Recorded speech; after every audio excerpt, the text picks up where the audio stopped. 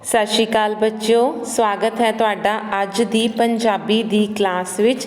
ਬੇਟੇ ਅੱਜ ਆਪਾਂ 8th ਕਲਾਸ ਦਾ ਪਾਠ 5ਵਾਂ ਪੜਾਂਗੇ, ਜਿਸ ਦਾ ਨਾਂ ਹੈ ਉਦਮ ਕਰੀ ਜ਼ਰੂਰ। ਬੇਟੇ ਇਸ ਪਾਠ ਵਿੱਚ ਕਵੀ ਨੇ ਸਾਨੂੰ ਉਦਮ ਕਰਨ ਦੀ ਪ੍ਰੇਰਨਾ ਦਿੱਤੀ ਹੈ। ਕਵੀ ਕਹਿੰਦਾ ਹੈ ਕਿ ਸਾਨੂੰ ਮੁਸ਼ਕਿਲ ਸਥਿਤੀ ਵਿੱਚ ਵੀ ਘਬਰਾਉਣਾ ਨਹੀਂ ਚਾਹੀਦਾ। ਇਹ ਬੇਟੇ ਸਾਡੇ ਮਨ ਦੀ ਸਥਿਤੀ ਹੈ। ਅਸੀਂ ਕਿਵੇਂ ਉਦਮ ਕਰਦੇ ਹਾਂ, ਅਸੀਂ ਘਬਰਾਉਂਦੇ ਹਾਂ ਜਾਂ ਮਨ ਵਿੱਚ ਵਿਸ਼ਵਾਸ ਲੈ ਕੇ ਆਪਣੀ ਮੰਜ਼ਿਲ ਤੱਕ ਪਹੁੰਚਦੇ ਹਾਂ। ਤਾਂ ਇਹ ਕਵਿਤਾ ਇਸ ਤਰ੍ਹਾਂ ਸ਼ੁਰੂ ਹੁੰਦੀ ਹੈ। ਜੇ ਕੁਛ ਲੋਚੇ ਮਨ ਵਿੱਚ ਸਜਣਾ, ਉਦਮ ਕਰੀ ਜ਼ਰੂਰ। ਕਵੀ ਕਹਿੰਦਾ ਹੈ ਕਿ ਜੇ ਤੂੰ ਕੁਛ ਲੋਚੇ ਮਤਲਬ ਤੇਰੇ ਮਨ ਵਿੱਚ ਜੇ ਕਿਸੇ ਚੀਜ਼ ਦੀ ਵੀ ਇੱਛਾ ਹੋਵੇ ਤਾਂ ਤੈਨੂੰ ਕੀ ਕਰਨਾ ਚਾਹੀਦਾ ਹੈ? ਜ਼ਰੂਰ ਹੀ ਉਦਮ ਕਰਨਾ ਚਾਹੀਦਾ ਹੈ। ਬਿਨ ਉਦਮ ਹੱਥ ਸਖਣੇ ਰਹਿਸਨ, ਉਦਮ ਥੀ ਭਰਪੂਰ। ਉਦਮ ਤੋਂ ਬਿਨਾਂ ਸਾਡੇ ਹੱਥ ਸਖਣੇ ਰਹਿਣਗੇ। ਸਖਣੇ ਮਤਲਬ ਖਾਲੀ ਰਹਿਣਗੇ। ਜੇ ਅਸੀਂ ਕੋਈ ਉਦਮ ਨਾ ਕਰਾਂਗੇ ਤਾਂ ਸਾਡੇ ਹੱਥ ਖਾਲੀ ਰਹਿ ਜਾਣਗੇ। ਸਾਨੂੰ ਆਪਣੇ ਉਦੇਸ਼ ਦੀ ਪ੍ਰਾਪਤੀ ਨਹੀਂ ਹੋਵੇਗੀ। ਜੇ ਚਾਹੇ ਪੁੱਜਣਾ ਮੰਜ਼ਿਲ ਤੇ, ਵਗੀ ਜਿਵੇਂ ਦਰਿਆ। ਤੋਰ ਨਿਰੰਤਰ ਨਾ ਜ਼ਿੰਦਗੀ ਦਾ, ਮੌਤ ਕਦਮ ਰੁਕਿਆ। ਕਵੀ ਕਹਿੰਦਾ ਹੈ ਕਿ ਜੇ ਤੁਸੀਂ ਆਪਣੀ ਮੰਜ਼ਿਲ ਤੱਕ ਪਹੁੰਚਣਾ ਚਾਹੁੰਦੇ ਹੋ, ਆਪਣੇ ਨਿਸ਼ਾਨੇ ਨੂੰ ਪਾਉਣਾ ਚਾਹੁੰਦੇ ਹੋ, ਤਾਂ ਤੁਹਾਨੂੰ ਨਿਰੰਤਰ ਹੀ ਚੱਲਦੇ ਰਹਿਣਾ ਚਾਹੀਦਾ ਹੈ। ਜਿਵੇਂ ਕਿ ਦਰਿਆ ਚੱਲਦੇ ਰਹਿੰਦੇ ਹਨ, ਦਰਿਆ ਦੀ ਤਰ੍ਹਾਂ ਸਾਨੂੰ ਨਿਰੰਤਰ ਚੱਲਦੇ ਰਹਿਣਾ ਚਾਹੀਦਾ ਹੈ। ਜ਼ਿੰਦਗੀ ਵਿੱਚ ਕਦੇ ਵੀ ਰੁਕਣਾ ਨਹੀਂ ਚਾਹੀਦਾ। ਤੋਰ ਨਿਰੰਤਰ ਨਾ ਜ਼ਿੰਦਗੀ ਦਾ। ਜੇ ਅਸੀਂ ਚੱਲਦੇ ਰਹਾਂਗੇ ਤਾਂ ਉਸ ਦਾ ਨਾਂ ਹੀ ਜ਼ਿੰਦਗੀ ਹੈ। ਜਿੱਥੇ ਹੀ ਅਸੀਂ ਰੁਕ ਗਏ ਉਹ ਕਦਮ ਮੌਤ ਦੇ ਸਮਾਨ ਮੰਨਿਆ ਜਾਂਦਾ ਹੈ। ਮਤਲਬ ਚੱਲਣ ਦਾ ਨਾਂ ਜ਼ਿੰਦਗੀ ਹੈ।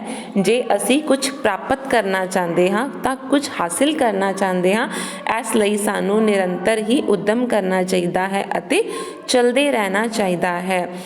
ਜੇ ਕਿਧਰੇ ਹਾਰਾਂ ਲੱਕ ਤੋੜਨ, ਮਨ ਹੋ ਜਾਏ ਨਿਰਾਸ। ਜ਼ਿੰਦਗੀ ਜਾਨੀ ਘੋਲ ਲੰਬੇਰਾ, ਜਿੱਤ ਵਿੱਚ ਰੱਖ ਵਿਸ਼ਵਾਸ। ਜੇ ਕਿਧਰੇ ਸਾਨੂੰ ਹਾਰਾਂ ਮਿਲਣ ਮਤਲਬ ਜਦੋਂ ਅਸੀਂ ਕੋਈ ਵੀ ਕੰਮ ਕਰਦੇ ਹਾਂ ਤਾਂ ਜ਼ਰੂਰੀ ਨਹੀਂ ਸਾਡੀ ਜਿੱਤ ਹੋਵੇ, ਸਾਨੂੰ ਹਾਰ ਵੀ ਮਿਲ ਸਕਦੀ ਹੈ। ਤਾਂ ਜੇ ਸਾਨੂੰ ਹਾਰ ਅੱਗੇ ਮਿਲੇ ਮਤਲਬ ਸਾਡੇ ਰਸਤੇ ਵਿੱਚ ਹਾਰ ਆਵੇ ਤਾਂ ਮਨ ਨੂੰ ਨਿਰਾਸ਼ ਨਹੀਂ ਕਰਨਾ ਚਾਹੀਦਾ। ਹਾਰਾਂ ਮਿਲਣ ਦੇ ਨਾਲ ਸਾਡੇ ਮਨ ਵਿੱਚ ਨਿਰਾਸ਼ਾ ਨਹੀਂ ਆਉਣੀ ਚਾਹੀਦੀ, ਸਗੋਂ ਆਸ ਦੀ ਕਿਰਨ ਹਮੇਸ਼ਾ ਹੀ ਸਾਡੇ ਮਨ ਦੇ ਵਿੱਚ ਰਹਿਣੀ ਚਾਹੀਦੀ ਹੈ। ਜ਼ਿੰਦਗੀ ਇੱਕ ਘੋਲ ਲੰਬੇਰਾ ਹੈ। ਲੰਬੇਰਾ ਘੋਲ ਤੋਂ ਭਾਵ ਇਹ ਇੱਕ ਲੜਾਈ ਹੈ, ਇਹ ਇੱਕ ਜੰਗ ਹੈ। ਤਾਂ ਸਾਨੂੰ ਜਿੱਤ ਵਿੱਚ ਹਮੇਸ਼ਾ ਹੀ ਵਿਸ਼ਵਾਸ ਰੱਖਣਾ ਚਾਹੀਦਾ ਹੈ। ਜ਼ਿੰਦਗੀ ਜਾਨੀ ਘੋਲ ਲੰਬੇਰਾ, ਜਿੱਤ ਵਿੱਚ ਰੱਖ ਵਿਸ਼ਵਾਸ। ਸਾਡੇ ਮਨ ਵਿੱਚ ਹਮੇਸ਼ਾ ਹੀ ਜਿੱਤ ਪ੍ਰਾਪਤ ਕਰਨ ਦੀ ਆਸ ਹਮੇਸ਼ਾ ਹੀ ਹੋਣੀ ਚਾਹੀਦੀ ਹੈ। ਜੇ ਕਿਧਰੇ ਮਨ ਦੇ ਅੰਬਰ ਤੇ ਛਾਏ ਘੋਰ ਉਦਾਸੀ, ਮਨ ਦਾ ਮਾਲਕ ਬਣਨ ਨਾ ਦੇਵੀਂ, ਇਹ ਤਾਂ ਤੇਰੀ ਦਾਸੀ। ਜੇ ਕਦੇ ਸਾਡੇ ਮਨ ਦੇ ਅੰਬਰ ਉੱਤੇ ਨਿਰਾਸ਼ਾ ਛਾ ਜਾਏ, ਉਦਾਸੀ ਛਾ ਜਾਏ ਤਾਂ ਸਾਨੂੰ ਉਸ ਨੂੰ ਆਪਣੇ ਮਨ ਦਾ ਮਾਲਕ ਨਹੀਂ ਬਣ ਦੇਣਾ ਚਾਹੀਦਾ। ਅਤੇ ਜਿਹੜੀ ਨਿਰਾਸ਼ਾ ਹੁੰਦੀ ਹੈ, ਕਵੀ ਕਹਿੰਦਾ ਹੈ ਇਸ ਨੂੰ ਮਾਲਕ ਨਾ ਬਣਨ ਦੇਈ, ਇਹ ਤਾਂ ਇੱਕ ਦਾਸੀ ਦੇ ਸਮਾਨ ਹੈ। ਇਸ ਤੋਂ ਡਰਨ ਦੀ ਜ਼ਰੂਰਤ ਨਹੀਂ ਹੈ।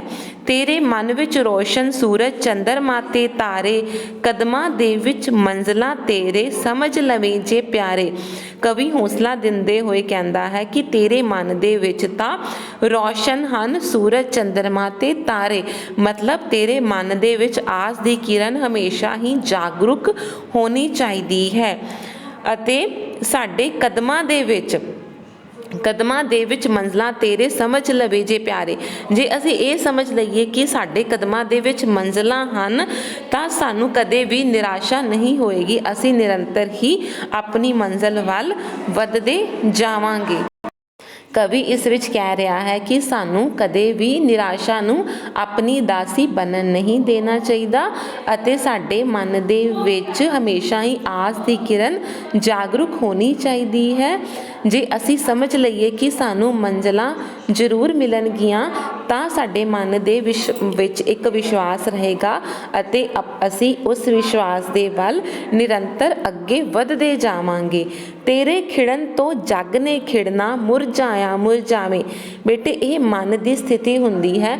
ਜਦੋਂ ਅਸੀਂ ਕਦੇ ਖੁਸ਼ ਹੁੰਦੇ ਹਾਂ ਤਾਂ ਸਾਨੂੰ ਐਵੇਂ ਲੱਗਦਾ ਹੈ ਕਿ ਸਾਰੀ ਦੁਨੀਆ ਹੀ ਬਹੁਤ ਖੁਸ਼ ਹੈ, ਅਤੇ ਜਦੋਂ ਅਸੀਂ ਕਦੇ ਉਦਾਸ ਹੁੰਦੇ ਹਾਂ ਤਾਂ ਸਾਨੂੰ ਇਸ ਤਰ੍ਹਾਂ ਲੱਗਦਾ ਹੈ ਕਿ ਸਾਰੀ ਹੀ ਦੁਨੀਆ ਉਦਾਸ ਹੈ।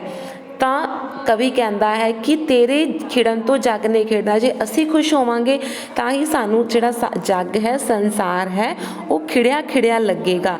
ਜੇ ਅਸੀਂ ਮੁਰਝਾ ਜਾਵਾਂਗੇ ਤਾਂ ਸਾਨੂੰ ਐਵੇਂ ਲੱਗੇਗਾ ਕਿ ਸਾਰੀ ਦੁਨੀਆ ਹੀ ਮੁਰਝਾ ਗਈ ਹੈ।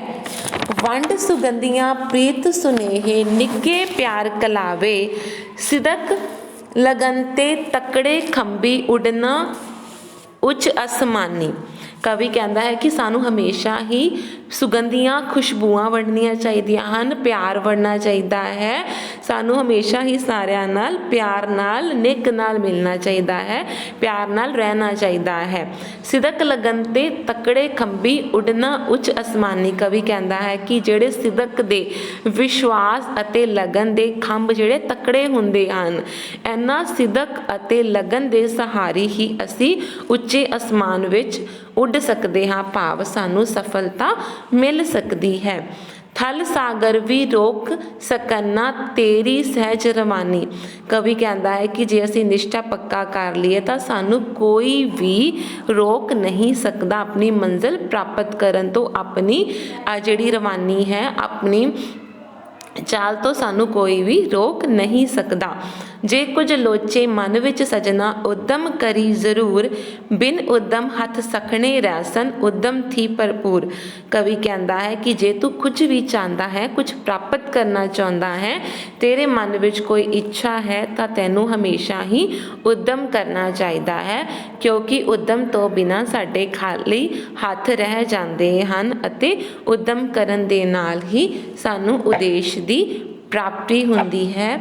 ਉਮੀਦ ਹੈ ਬੇਟਾ ਤੁਸੀਂ ਇਸ ਪਾਠ ਨੂੰ ਚੰਗੀ ਤਰ੍ਹਾਂ ਸਮਝ ਗਏ ਹੋਵੋਗੇ ਅਤੇ ਹਮੇਸ਼ਾ ਹੀ ਆਪਣੀ ਜ਼ਿੰਦਗੀ ਵਿੱਚ ਇਸ ਨੂੰ ਲਾਗੂ ਕਰੋਗੇ ਕਿ ਹਮੇਸ਼ਾ ਹੀ ਉਦਮ ਕਰਦੇ ਰਹੋ, ਕਦੇ ਵੀ ਢਿੱਲੇ ਨਾ ਪਵੋ। ਹਮੇਸ਼ਾ ਮਨ ਵਿੱਚ ਇਹ ਵਿਸ਼ਵਾਸ ਰੱਖੋ ਕਿ ਸਾਨੂੰ ਸਾਡੀ ਮੰਜ਼ਿਲ ਜ਼ਰੂਰ ਮਿਲੇਗੀ ਅਤੇ ਆਪਣੀ ਮੰਜ਼ਿਲ ਦੇ ਵੱਲ ਅੱਗੇ ਹੀ ਅੱਗੇ ਵੱਧਦੇ ਜਾਓ। ਧੰਨਵਾਦ ਬੱਚਿਓ।